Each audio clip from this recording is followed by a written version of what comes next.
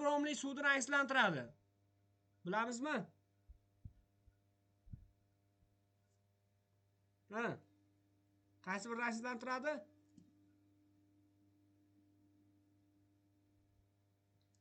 Aysilen rangsizlantiradi, to'g'rimi? Bromli suv bilan aysilen reaksiyaga kirishadi. Demak, bolalar, ortish kim qaysi gaz hisobiga boradi? Propanmi? Propanmi, asilenmi? Asilen hisobiga boradi. Hozir aytib o'tib ketdim, gaz yoki cho'kma hisobiga boradi deb. Demak, asilen C2H2 berilgan massa 708 gram bo'lamiz 26 ga. Asilenning massasi 26 gram. 708 26 ga bo'lsak 0,3 mol bo'ladi asilenimiz. Demak, o'shancha miqdorda aralashma yondirilganda karbonat hajmi 2688 litrni egallagan. Demak, miqdorga o'tib olaman. 2688 da bo'lamiz 22,4 litr normal sharoitga. Bo'linglarchi? Necha? 1,2 mol bo'ladi. Xos bo'lgan karbonat aralashmasi. Demak, bolalar, ikkala aralashma yongan, ya'ni asilen ham yongan, propan ham yongan.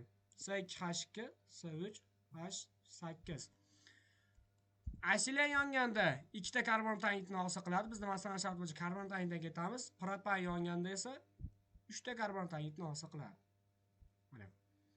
Endi bolalar, jami karbonat angid miqdori 1,2 mol edi. Bundan 0,3 mol, 1 molidan 2 mol karbonat angid hosil bo'lsa, bizda asilen 0,3 molidan 0,6 mol karbonat angid bo'ladi.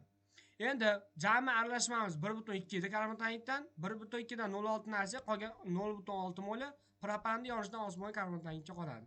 Chunki o'shancha miqdorda deyapti. Demak, 1 mol uchun 3 mol karbonat angid hosil bo'lsa, hosil bo'lgan bo'lsa 0,6 moldan 0,6 ni 1 ga ko'paytirib 3 ga bo'lsak 0,2 mol propan bo'ladi. Demak, dastlabki aralashmamiz 0,3 mol asilen va 0,2 mol propan. Jami qo'shadigan bo'lsak 0,3 ga qo'shamiz 0,2 bundan 0,5 mol. Mana shunimiz 100% deb oladigan bo'lsak, masalan shart bo'yicha aytilgan propanda, ya'ni alkanda hajmi ulushini hisoblang deyilyapti masalan sharti bo'yicha. Demak, alkanimiz 0,2 mol bo'ldi. 0,2 da qancha deb hisoblaymiz? 0,2 ni 100 ga ko'paytirsak 20, 20 ni 0,5 ga bo'ladigan bo'lsak 40% kelib chiqadi. Tushunarlimi? Keyingi 24 va 25 savollar xuddi shunga o'xshash. 26 savolni ko'ramiz bolalar. Massasi 8,4 gram bo'lgan propan hajmini normal sharoitda hisoblang deyilyapti. Demak, juda ham sodda savol. Propan C3H4. Xo'p, massasini hisoblaymiz bolalar. 12 ni 3 ga ko'paytirib 4 ni qo'shadigan bo'lsak, bunda 42 gram bo'ladi. 42 gram 1 molni massasi bo'lsa, 1 molni hajmi 22,4 litrni egallaydi. Masalan sharti bo'yicha 8 butun ustoz 40 gram bo'ladi. Yo'q. 40 bo'ladi. Bunda 40 deb hisoblaymiz. 2 ga adashib ketdimmi? 40 gram bo'lar ekan. 40 gram 22,4 litr normal sharoitda egallasa, 8,4 gram necha litrni egallaydi deb topamiz. 8,4 22,4 ga ko'paytirib 40 ga bo'lsa necha kelib chiqdi?